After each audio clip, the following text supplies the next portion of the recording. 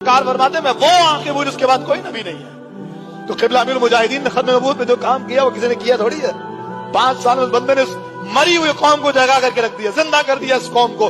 मैं ये अर्ज कर रहा 1400 FIR है बाबा जी पे। होए होए होए होए, आज एक FIR कटे ना हालत बदली, रातों की नींदें उड़ जाती हैं भाई, और हमारी अदालतों के चक्कर चप्पलें खिस जाती हैं। क़िबला बाबा जी पे 1400 FIR है। जब विसाल का वक्त आया ना, वसीयत की ये सारी FIR लपेट के मेरे साथ कफन में डाल देना, होए होए होए कब्र में डाल देना।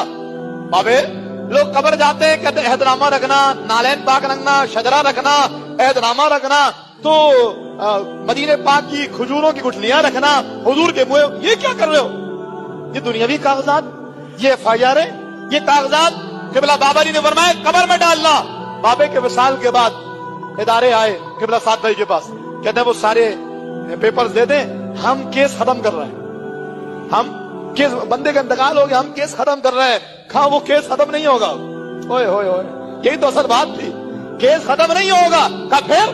कहा बाबा अपने साथ कब्र में ले गया, अब हश्र को होगा ये मालूम कि जीता कौन और हारा कौन। बारगाह मुस्तफा में ये FIR खुलेंगी, फिर बताया जाएगा एक व्हील चेयर पर बैठने वाले पर जुल्म कैसा किया था तुमने। एक बाबे को पैर से माजूर शख्स को उठा उठा करके फेंका था।